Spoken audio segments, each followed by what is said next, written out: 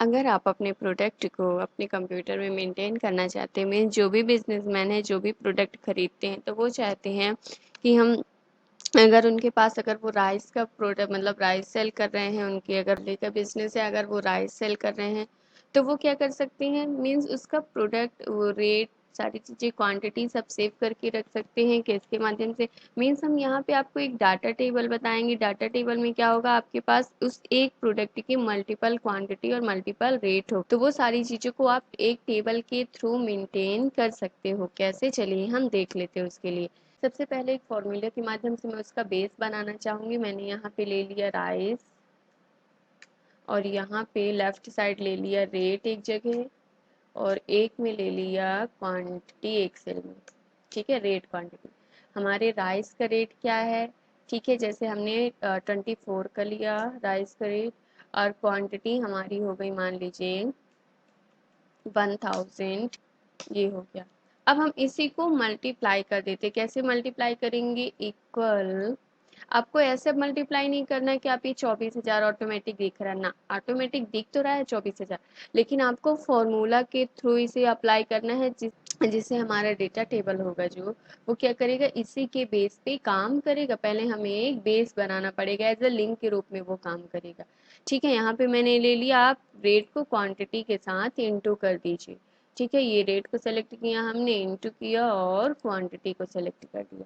इसके बाद जैसे आप इंटर करोगे आपके पास 24,000 रिजल्ट आ गया। अब हम यहाँ पे एक डाटा टेबल बना लेते हैं। डाटा टेबल कैसे, यहाँ पे इस 24,000 को क्या करते हैं, इक्वल, और इसी सेल को ही सेलेक्ट कर देंगे। इक्वल करके इस सेल को सेलेक्ट कर दिया, मीन 24,000 वाली सेल को, देन इंटर कर देंगे तो हमारी वही वैल्यू नेक्स्ट किसी अदर सेल पे आ जाएगी। अब हम क्या करते हैं, आपका रो वाइज ले लेते हैं, रेट या क्वांटिटी कुछ भी ले लीजिए। रो वाइज हम रेट ले लेते हैं यहाँ पे,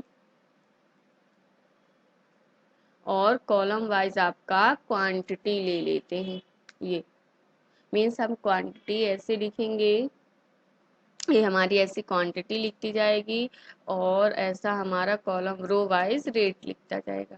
ठीक है, तो रेट जैसे मान लीजिए मेरे पास कई सारे रेट के चावल हैं, जैसे 24 हो गया, 25 के रेट का है, ठीक है, 28 के रेट का है, 30 के रेट का है, 32 के रेट का है, 35 के रेट का है, और भी कई सारे रेट के अगर आप चावल मंगा रहे हो तो उन सभी को एक डाटा टेबल में मेंटेन कर सकते हैं, एज अ टेबल के रूप में बना के।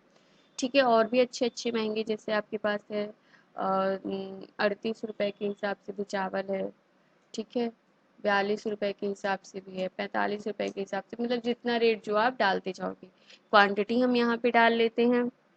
क्वांटिटी हमारी जैसे आपने मतलब ये केजी के अकॉर्डिंग है, ठीक है ना, जैसे 1000 केजी था हमारा, 5000 केजी है, ठीक है, 2000 केजी। एक बिजनेसमैन क्या कर रहा है, प्रोडक्ट को मंगा रहा है, ठीक है,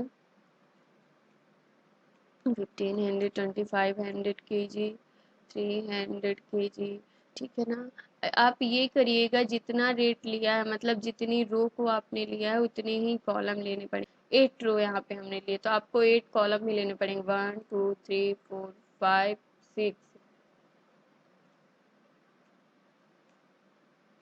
7 और 8, ठीक है, ये ले लिया।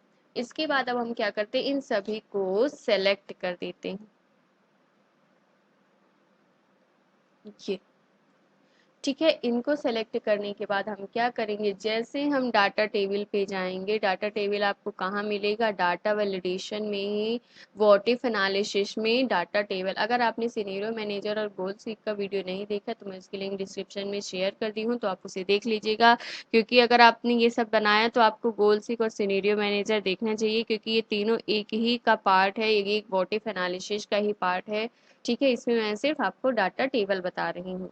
ठीक है, यहाँ पे जैसे हम आपको ध्यान रखना है, यहाँ पे आपको उतनी ही सेल कुछ में मतलब, इसके अलावा ये नहीं कि आप एक्स्ट्रा सेल यहाँ पे ना कॉलम में कोई वैल्यू है ना रो में इधर नीचे कोई वैल्यू आप सेलेक्ट कर लो, नहीं, सिर्फ उतना ही सेलेक्ट करना है आपको जितने के अकॉर्डिंग आपने डाटा को मेंटेन करने के लिए लिखा है। ये देखिए, यहाँ तक मेरा डाटा खत्म तो मैं इतनी ही कॉलम सेलेक्ट की, और यहाँ रो से मेरा डाटा खत्म तो यहाँ तक की मैं रो ही सेलेक्ट की हूँ।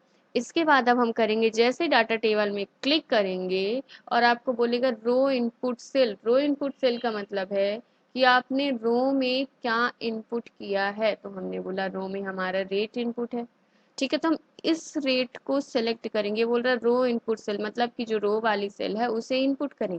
तो मैंने क्या बताया था कि जब तक हम टेबल नहीं ये नहीं बनाएंगे, आपका बेस नहीं बनाएंगे, आपका टेबल नहीं बनेगा, ये लिंक होगा।